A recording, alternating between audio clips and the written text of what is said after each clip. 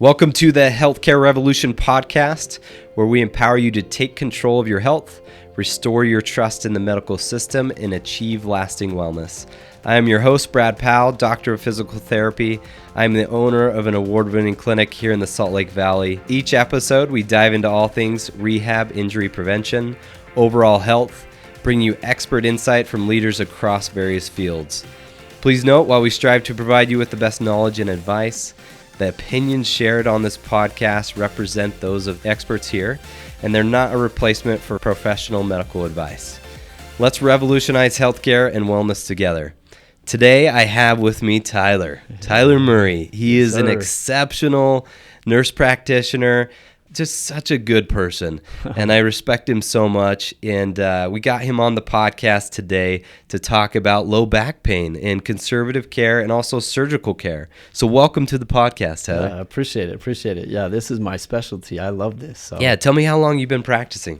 So I've been in the game for about 5 years now. I work for a local independent surgical practice, and we specialize in spine management, but we also have an orthopedics arm. So, and my specialty has definitely been honed in on the neurosurgery side of things, which has been really good. So, yeah. So I love, the practice he works for is Summit Ortho and Neuro. Yeah. And what I love about the team is the bringing the community together. 100%. Like the way that you have brought the community together, you guys' practice is incredible. Tell us a little bit about, just touch base on the rounds that you do every week. Yeah. So I've had the privilege of seeing Summit Brain, Spine, and Orthopedics. It was just Summit Brain and Spine in the beginning. From the very beginning, when it was just off the ground and running, about 2 weeks in, I started. And I remember sitting down with Dr. So you were there at the beginning. Beginning, dude. That's awesome. You've seen it just grow. It's been amazing. That's so and cool. So without going too long into it or too deep into it, I remember Dr. Edwards, just having shadowed him as I was kind of learning the ropes of how to be a provider in a neurosurgical practice. And I just remember him taking the time out of his day to talk to me about his vision and what he wanted Summit to be. And I remember we started in a small little room at the Mountain Point Hospital on the first floor, and we would have like maybe 10 people show up, and most of them were our staff. And but we would do these round discussions where we would just invite anybody in the community to come and participate, whether you're a patient, whether you're a provider, or whether you're, just interested in medicine, whoever it was. We just wanted people to come together and talk about, spine management. So originally just started spine, ortho? No, it wasn't ortho, because, again, at the time it was just, a neurosurgical practice. And then, fast forward, his brother graduated, finished residency and fellowship, and decided he wanted to come back home. And so Dr. John Edwards was like, yeah, let's open an orthopedics arm. So that's how that came to be as well. Awesome. And then so with the growth, we've just seen. It's amazing to see two brothers be like absolute experts in their fields and like be so good and so dynamic. I don't know if I could work with my brother like that in that capacity. You know what I mean? Like, yeah, for sure. But they just work so well together, and they're so different, but they're yet so much the same. Like, as far as the confidence level from the community, I feel like everybody knows these individuals, like knows that they are some of the best surgeons in the community, and not even the best surgeons. Like they're just the best people, good people. Like they are just two Strong of the best foundation. people I've ever met in my life. Yeah. And these rounds that we go to every week, I love going to them. Tell us about what they look like now. Yeah, so I think, obviously evolve with time. We get, I haven't counted recently, but we get 50 or so people showing up in a conference room. And who are the people that are in this conference room? We have an array of different people. I mean, we've had psychologists, we've had pain management physicians, we've had chiropractors, physical therapists are always in attendance. We've had surgeons, orthopedic, neurosurgeons, surgeons that are not part of our practice have attended. So really it's just a multidisciplinary rounds that you do every single week. You're talking about difficult concepts. You're talking about how we progress. Yeah. Like it is. And then the conference that you guys run in the spring and in the fall, it's one of the most unique I've seen 100%. Because it's multidisciplinary, right? Yeah. And in research and in practice, a lot of the research that we're doing is within the same Silo profession, care. right? Yeah. So it's like if I'm going to do physical therapy research, it's obviously going to be biased because it's physical therapist driven, right? Yes. But this is the new model is like, let's get everyone on the same page. Let's do research with all of us, and let's teach each other. And bring our minds together and bring the lens out. You know, we're zooming out and saying, you know, instead of getting tunnel vision, silo care, we're bringing a bunch of people with so much knowledge and wisdom in their space and trying to mesh the worlds together and see how we provide the best care to our patients. And how have you seen that make a difference in patient care? 100%. I mean, these patients come in, and when I can tell them, you know, they're referred by you, Brad, and they're like, yeah, Brad Powell referred me over to you. I'm like, I know, Brad, and I can talk to the patient about our relationship and how much we interact one with another, and it's total buy-in. If a patient knows that we're invested in them to the point where we know the people that they're being treated by in the community, I mean, how could you not? So I think we've seen with that just a complete buy-in of this concept of the many minds approach, right? Mm-hmm. And you know, I think we don't ever claim to know everything. Even a neurosurgeon doesn't know all the answers to all the problems that come in to our practice. So we rely on this multimodal approach, and it's proven to be successful time and time again. I mean, I've witnessed it firsthand, and we can jump into that a little bit. We were just talking about this patient I had just today. In physical therapy, we're living in a world now where people are coming off the street. It's direct access. Yeah. So people are just coming straight to us, and we have to be knowledgeable enough to be able to rule out cancer and rule out brain tumors and things like that, and realize when they're in the wrong place. Yeah. And a patient came in today just with some hip pain, but he's got some, what we talked about, upper motor neuron signs, which is some significant issues happening in the brain. Yeah. And I just told this patient, first of all, we need to get a brain MRI. Mm-hmm. And I know in the back of my head, I know most neurosurgeons, if it's surgical appropriate, they're booked out at least 3 to 4 months, right? Yeah. But I can talk to Tyler if this is a serious enough case, and you can expedite that process, right? Because of our relationship, depending on what severity of this case is, right? Absolutely. And it goes back and forth, right? And so it's this collaborative approach that's been missing. I mean, I can't speak for everyone in every place, but I think in our county, in our area, it's definitely been missing. So it's something that's been unique, as you mentioned. I love it. I hope we, work as a healthcare community. The name of this podcast is the Healthcare Revolution. I love that. And the revolution is what's starting is this. It's the many minds system. Like all of us working collaboratively together, getting rid of silo care mindset and really practicing at our highest level. And that means utilizing each other. Yeah. Yeah. And the confidence level from a patient perspective goes up. Because again, if they know that I know you on a personal level, they know, if they felt comfortable with the conversation with me, I know that when I refer them to you, that they're going to be taken care of just the same way and have that same impression. And then when they come back, we're going to be able to collaborate, and it's just going to be, something unique and something that everyone can buy into for sure. So. Yeah. Well, should we dive into our topic for the day? I think we should. And so we're talking about, a few weeks ago, I presented at Rounds about building resilient humans. We called it the deadlift dilemma. You did a great job, by the way. I was really inspired. I loved it. So I introduced the idea of the deadlift dilemma. The dilemma being, people will deadlift and they will get injured. Mm-hmm. But yet deadlifting is one of the most powerful tools that we can use for strengthening the low back, right? We talked about how, power lifters, gymnasts, all these different athletes have the strongest spines because of the load that they put their bodies under. But also people get hurt with the same thing. So that was the dilemma. But it was also about a deeper message about building resilience and building resilient humans, because a lot of people think that, like, oh, I have a bad back because my mom had a bad back, or my back is fragile because I had a disc bulge 20 years ago. So I want to kind of dive into that. Let's first talk about just understanding what a disc herniation or disc bulge is. Kind of describe that for us. Yeah, absolutely. So the first thing that comes to my mind is how frequently a patient has come in and said, well, I have 7 disc bulges in my back, and so I know there's something surgical, and I definitely need surgery. And it's like, well, let me clear the air here. If we scanned any one of this in this room, we probably would have some findings of disc bulges. So for me, I always try to make it known that disc bulges in themselves are generally just, something the radiologist had to point out because they're looking at a blank canvas. They don't understand the story to the same degree that the patient does, nor the provider that's going to be seeing them. And so they're going to pick out every single little thing that they see. But most of us have disc bulging. So that's the first clarifier, right? Yeah, and some people can have issues the rest of their lives just because they know that information. It's the psychosomatic component of it. It's like once you open that box, it can become a brain twister for you a little bit and get inside of you. Which is really interesting because you get an MRI of someone's ankle and you see, a few things, but people don't get affected by that. No. They're like, it's fine.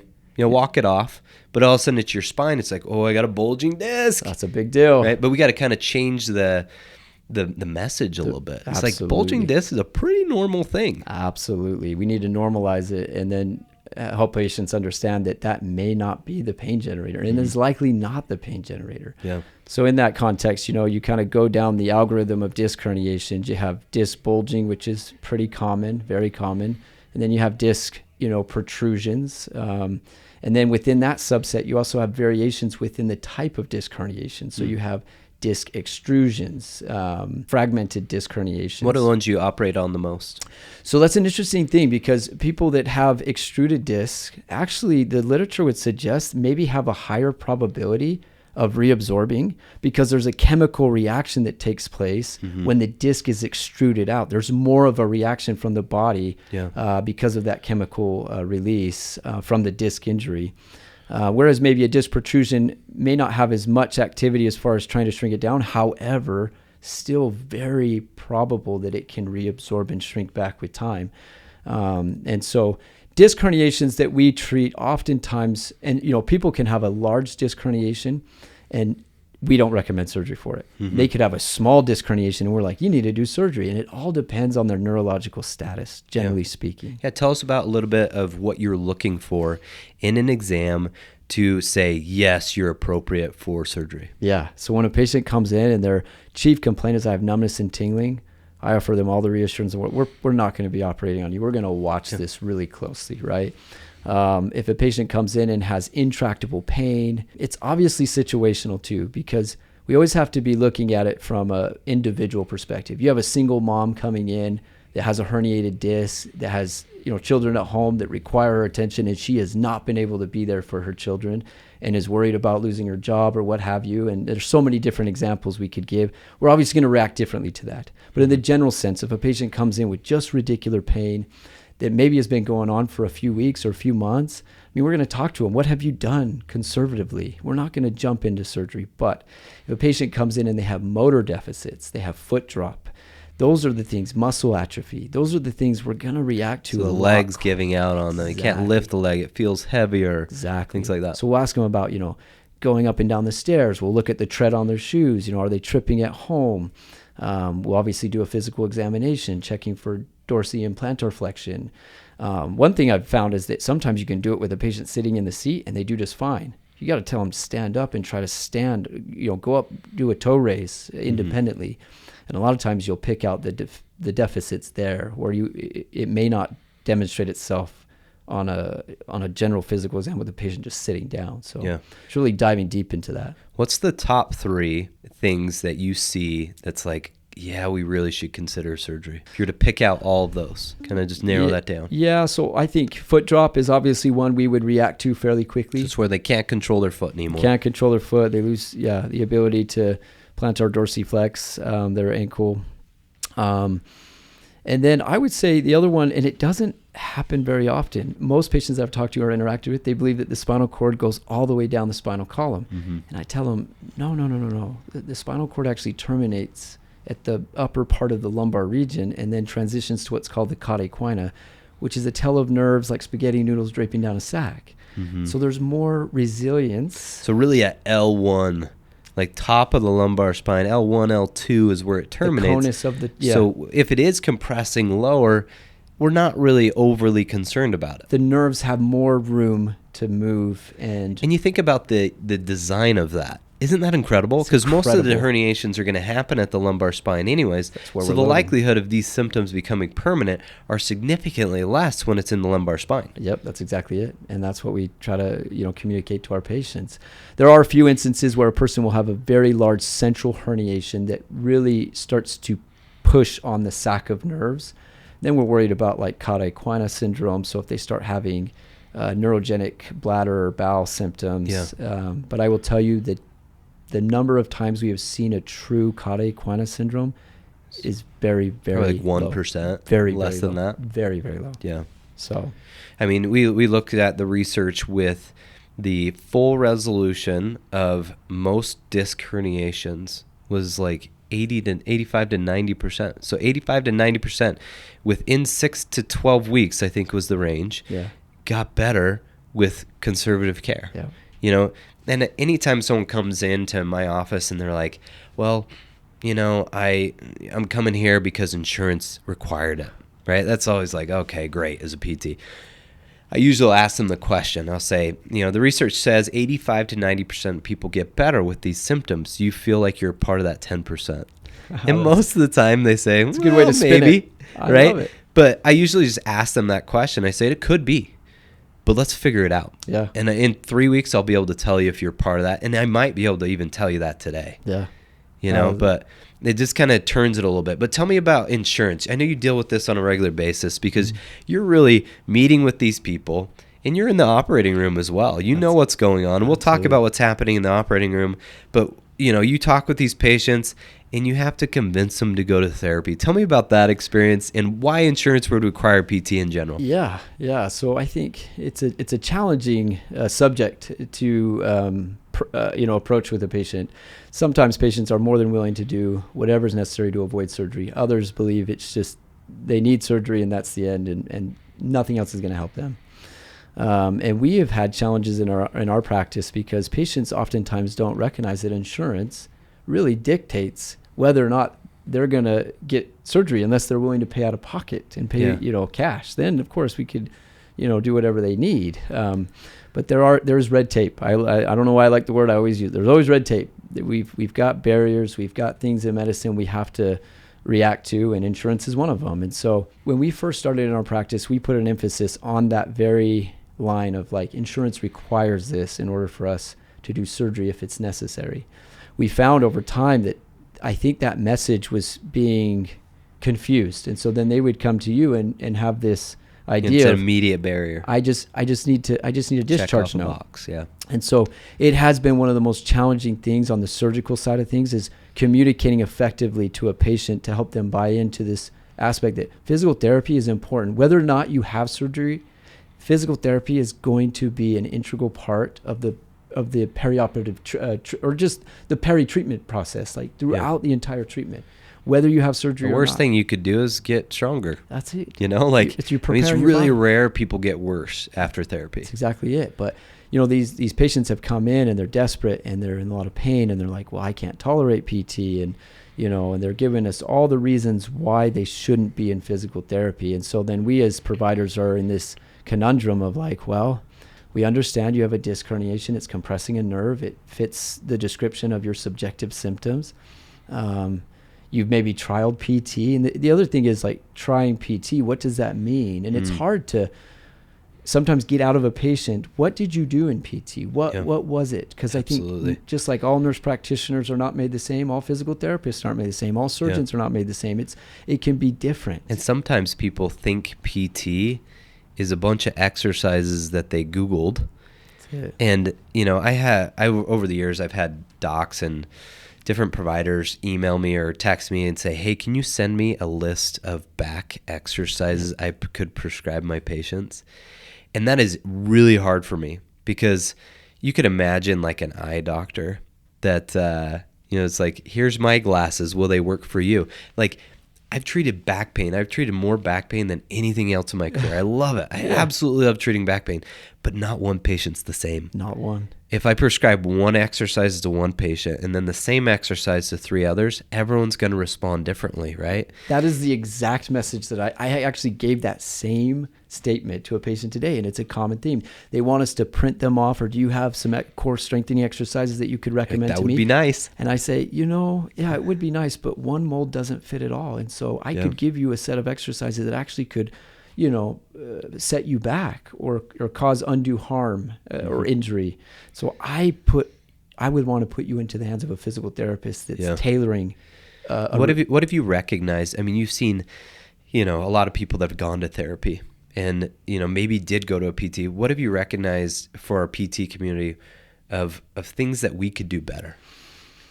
Maybe things that have been suboptimal and maybe things that have really worked. The only thing that I, from a just feedback perspective is just the patients that didn't get a lot of interaction with the physical therapist. I think one of the things that patients have complained of regarding the physical therapy space is sometimes they feel like a number. They were put on an exercise machine and then just left to do the exercise and didn't feel like there was instruction behind that or feedback. And there's no kind of customized treatment. It's just like, just get on the bike and we'll touch base in 20 minutes. I can tell that, and it's similar in our space too, like patients appreciate having the physical therapist patient interaction. Like if they don't see the physical therapist and they're meeting with the assistant, I think it's a cultural sensitivity that, we have generations that really want the doctor, they want the physical therapist, they don't want to see the nurse practitioner or the PTA. So, and it's not to take, credit away from them because, I feel like I offer equal amount as good a care as the surgeon does sometimes in the clinic better. Setting, right? Because we have the time and the space to do that. It's just a different role. It's a different role, but I do think the patients really appreciate when the physical therapist is involved in their care. For sure. And is getting that face-to-face with them, even if it's just for a short period of time. Yeah, absolutely. That's really good advice, especially for our DPTs that work with PTAs, because sometimes as a DPT, we just think, oh, they got it, right? And they do. But they do a really good job, and we trust them, but there has to be this congruency between the care, that the patient knows that the DPT is overseeing the care and making adjustments ongoing, that there's constant communication between the two. I mean, one of my PTAs right now, he's exceptional at communication. He touches base with me every time I walk in. Gives me a rundown of all my patients for the day. Yeah. Like verbally. He just says, dude, this is what you need to know about them. This is what you need about them. They're struggling, so make sure to adjust the plan there. Like, it's just like, I'm like, dude, thank you. You literally just saved me 20 minutes of chart reviewing, right? And you just catching me up to speed really quick. And then we're communicating all day on the patients and what they need and, where they're struggling, and then even calling them on my way home, whatever, but it's just a constant communication cycle. And I love that. And like on our side of the fence, like we as advanced practitioners in our space, we see all the new patients. We do all the workup. It's not until surgery has really been scheduled and decided upon that they meet with Dr. Edwards typically. And so that's a little bit of a shock for a lot of patients. Because they want to meet with the surgeon first day. They want to meet the surgeon, yeah. But I think, we're going to continue to gain confidence in our assistants, across the specialties and disciplines. And I think patients are buying in. But the one thing I was going to say to that is you're talking to the other DPTs, right? Our neurosurgeon does, though, look at every scan and will text or communicate to a patient, or I will follow up with that patient and let them know, like, look, Dr. Edwards has been involved. Yeah. He's looked at your scan. He's signed off on the assessment and plan. And I think that's just something that gives that patient that reassurance of that many minds, that collaborative, that multidisciplinary. We're not afraid to get whoever we need involved. Yeah, and the thing is, you have been given very specific training on what's in your scope, and you know exactly when to tag people in. You're like, this is beyond my training, and this is when I need to get Dr. Edwards involved. Yeah. And same thing with our PTAs. They know when it's across that line, and they know when they need to be touching base. They know that PTs do the initial assessment, the initial evaluation. Then they do progress notes along the way to check progress, make adjustments, and then keep going. But there's constant communication throughout. And then tag me in when you need me, I love that. But that's the same thing with you guys, right? 100%. Like it's allowing people to practice at their highest level and give every patient the customized treatment that they need. I think that's exactly it. Tell me about, so say the patient comes in, they're, you got that radicular pain, you don't think surgery is appropriate. What's your next route? Well, get them to PT. Maybe they go to PT, they're 6 sessions in, it's still about the same. What are you doing from there? Who else are you getting involved? Many minds here. Yeah, many minds. So I think one thing is having a conversation and differentiating the symptoms. Is this axial back pain or just radicular? Because obviously that's going to take us down different avenues. But generally speaking, if a patient's coming back, has participated in some physical therapy, but not really making a lot of progress, and pain is the number one inhibitor of that, then I'm saying, well, why don't we talk to our pain management colleagues and talk about the appropriateness of an injection to try to, and they always ask, will an injection cure me? No, the physical therapy, time, what you're doing is going to cure you, but maybe you can't get to that point because the pain is a block.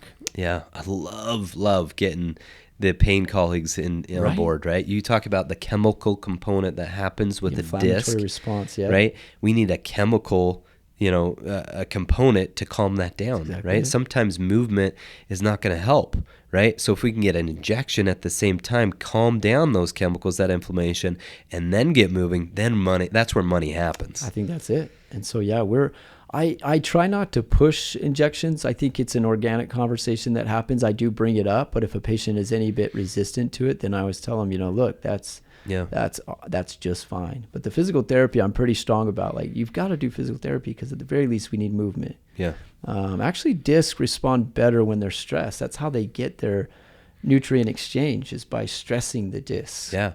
Power lifters have discs that are 4 times the strength as a normal human. Exactly. And it's all about appropriate load over time, right? Yeah. When we overload it, it gets damaged. We underload it, it doesn't get stronger, right? It becomes very weak. Yeah. Tell me about, you've heard the common misconception about a disc being compared to a jelly donut. Yeah. Tell me what you think about that. And I have to admit, when I describe the differences in disc injuries, I do use the jelly donut analogy, and it's probably not the best. Yeah.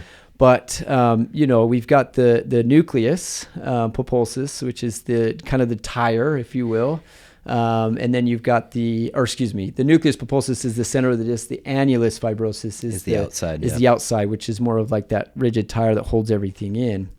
And when you have a disc that's extruded, the nucleus pulposus has found its way outside of the annulus, right? It's ruptured through.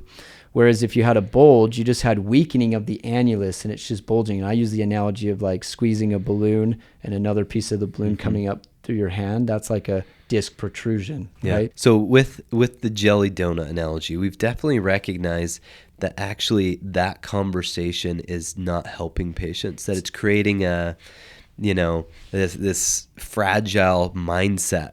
But it's a great analogy for us to use to kind of explain how that nucleus pulposus works. Yes. Did you do human dissection in school? Yes. Yep. So did you ever take a disc out and like feel it? You feel how rigid? How would you explain that? I feel it all the time. Yeah, it's fibrous. I guess you operate that. Yeah. Tell me about what it actually feels like. Does it feel like a jelly donut? No. But it depends though, because there's variations. So it's interesting when you do a discectomy on a 20 or 30-year-old. Sometimes it's very fibrous and sticky, and it's a healthy disc. There are other times where the disc has worn down and it's a little bit more fragile and it's more... What does it feel like? What would I liken it to? We're talking live humans here. This is good stuff. Because I remember when we had cadavers, and I remember I put the disc on the table and I was stabbing it with a scalpel. Mm-hmm. And I couldn't even like put the scalpel through. It was so tough. It's tough. It's super tough. And obviously that annulus is super tough. And then when you get to the center of it, it can soften up a little bit. I guess the best thing I would maybe, and I hate to use food, but like beef jerky, a wet beef jerky, a little bit. So it's still, even when it's weaker, it's still pretty firm. It's fibrous. Yeah, exactly. Okay. Yeah. And, there are, like I said, there's variations. Sometimes it is a little more wet and kind of spongy. But is it like a sponge where it just like, No. like you can squish it around, you can force it out? No. Not like that. And some of Still that might tough. be, even if I'm thinking about it, just the body kind of breaking down that product. So when it first herniated out, it was more, stiff and rigid. But as the body's trying to heal, it's trying to break it down and soften it up. Which is super helpful for the PT population, because we start working with people and their symptoms improve, but we have to create enough stabilization over time because that disc has to heal, right? Does. Yeah, and that's where, if you have a disc extrusion, you've broken the integrity of the annulus. Even if you haven't, there's still some integral concerns, right? But you definitely want to allow time for that to scar back in or kind of firm back up, because obviously the risk of recurrence is going to be elevated during that time period. Yeah, absolutely. Tell us about what actually happens in surgery. A lot of people think that a microdiscectomy is simply going in with a pair of kindergarten scissors and kind of trimming off a disc. We're just trimming the disc back. Yeah, like no, that is what people see in their heads. Explain to everyone what an actual microdiscectomy looks like. I always dive into it because I think patients have a better understanding when I do layer by layer, right? So you're on your stomach on the operating table. A small incision is made, so it doesn't take a big incision for us to do a discectomy. We have to go through the skin. We have to go through the paraspinal muscle. So we're using a dilator system that basically dilates a tubular opening. You're kind of just spreading them, right? Exactly. You're not cutting through them. There's not as much trauma to the muscle, but there still is. There's still trauma to the muscle. And then basically he docks it right on the back side of the spine where the lamina is. What do you mean by docks it? So it just puts the tubular system right on the lamina, because that's his landmark. On the bone, right? Right on the bone. Okay. And then from there, we have these special tools where he'll go in and just file down the bone. So a portion of the lamina has to be removed in order to gain access to the space we're getting to. So it's not like you can kind of just go around the edge and trim it. It's not that easy. So you're removing bone to make it happen. So skin, muscle, bone, and then you have on the other side. And even ligaments, the right? Ligamentum flavum's right on the other side of that. And you have to remove a portion of that ligament. Then you've exposed the dura, and then you've exposed the sac of nerves, and you isolate the descending nerve root if that's what's being pinched. And then he's got to manipulate those nerves out of the way. And then you have the backside of the disc wall, and then you find and you basically decide how aggressive are you going to be with your decompression. Mm-hmm. There are times where you only have to remove the bone and the ligament, and there are other times where you have to actually, and it's not trimming the disc back. I tell patients it's like popping a zit. He pushes into the annulus until it breaks, and then he's just basically pushing on the disc wall and kind of expressing all the protruding components to the surface so he can grab it and remove it. If it's in one big piece, great. It's oftentimes not. It's piece by piece. But then you're left with this defect in the disc. It's kind of deflated disc, right? You're kind of losing disc space. Yeah. I mean, obviously he's very sensitive and knows his boundaries. He's not removing any more disc than he has to. And he's continuously checking the nerve and sweeping under the nerve.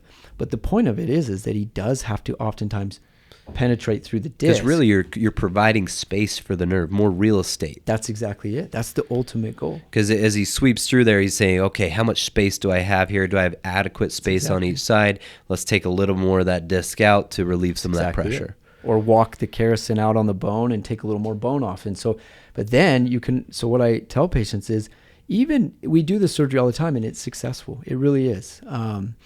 But we are compromising the stability of that joint because we've removed some of the bone, we've removed some of the ligament. So there's no way you couldn't say some of that stability has been compromised. So I always try to explain to the patient, if we can avoid that and your body can do what it needs to do to repair itself. And that's why there's such a big push to completely avoid it at all costs, right? Because you're compromising someone's natural tissue and you're decreasing stability, right? Mm-hmm.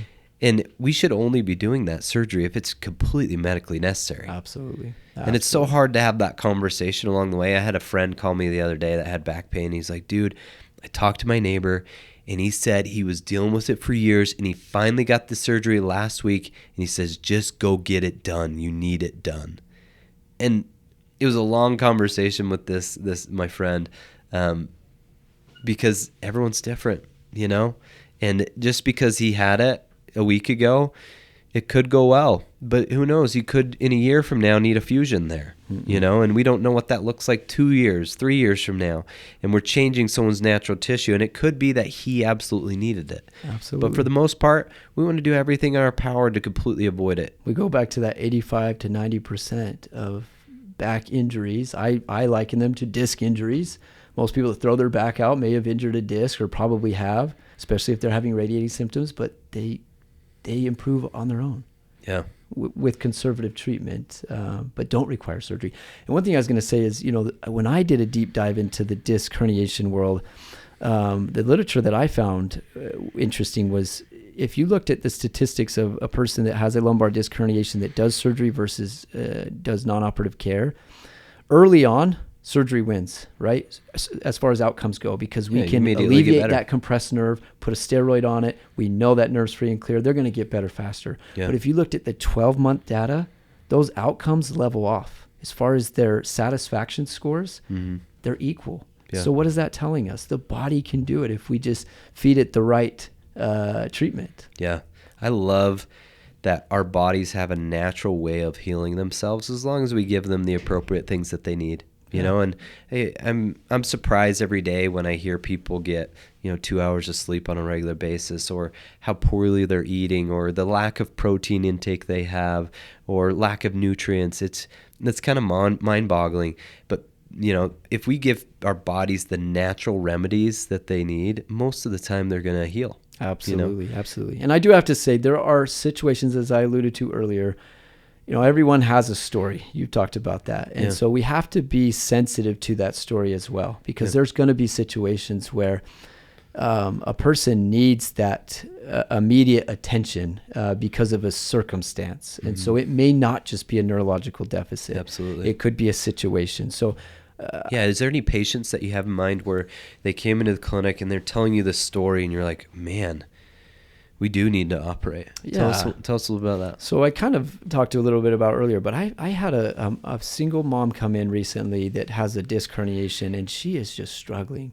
She doesn't have motor deficits. It's strictly pain, but it's affecting her sleep. She has 4 kids at home. She's trying to raise them. She's trying to work. She hasn't been able to work.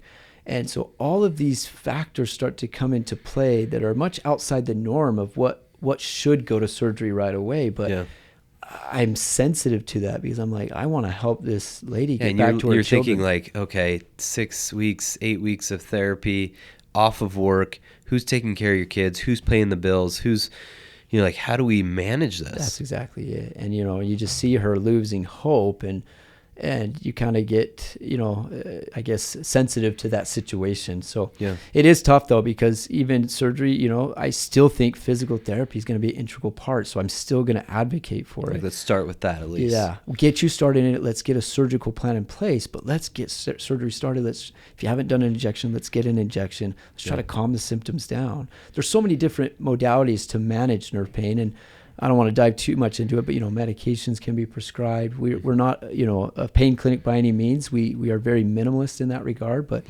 anti-inflammatories, Tylenol, ice, heat, walking. Sometimes gabapentin or Lyrica can be used to try to lessen the nerve pain. Again, it's all with this understanding that we want you to be able to be functional. Yeah, I'm not doing this so you can continue to be sedentary. I'm doing it so you can help yourself, right? Yeah, absolutely.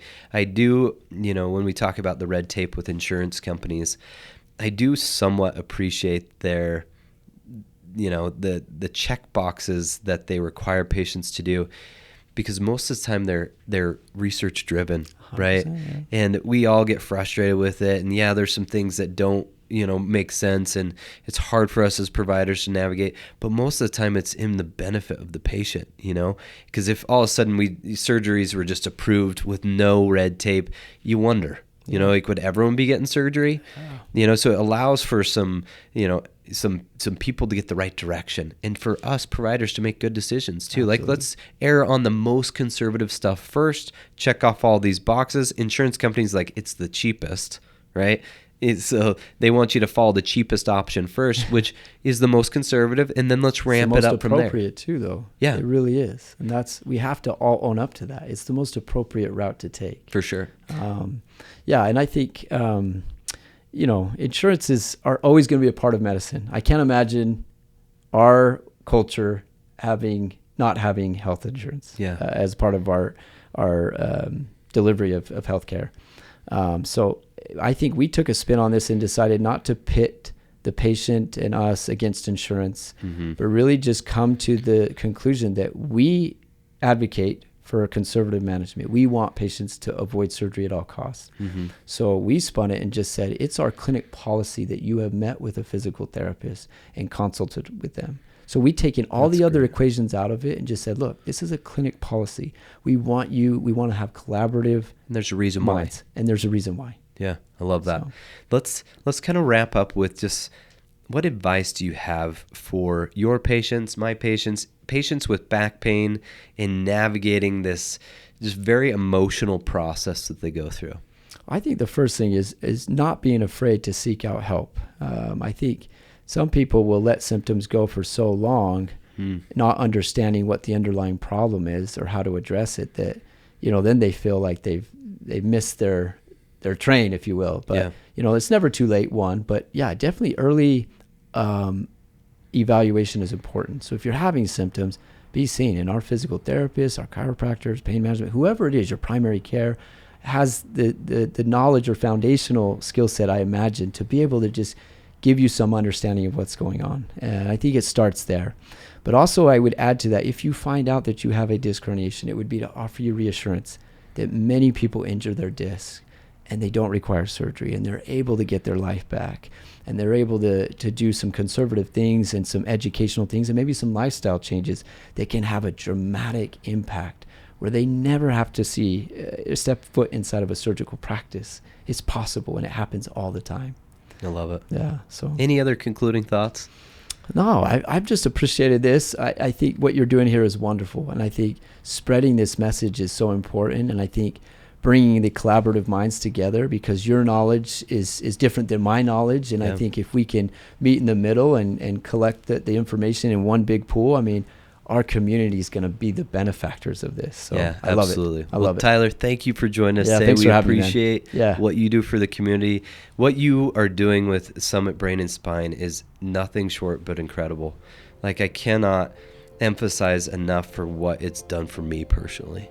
Like, it literally has changed my practice. It's what I've wanted as a healthcare provider. Like, I've just dreamed of this healthcare community that you guys are striving to create, and I'm just so grateful for all the energy that you put into it. Well, you are very much a part of it, and you're building it on your own. So I love it, man. Well, thanks, Tyler. Thanks for joining us today. All right, man. See ya.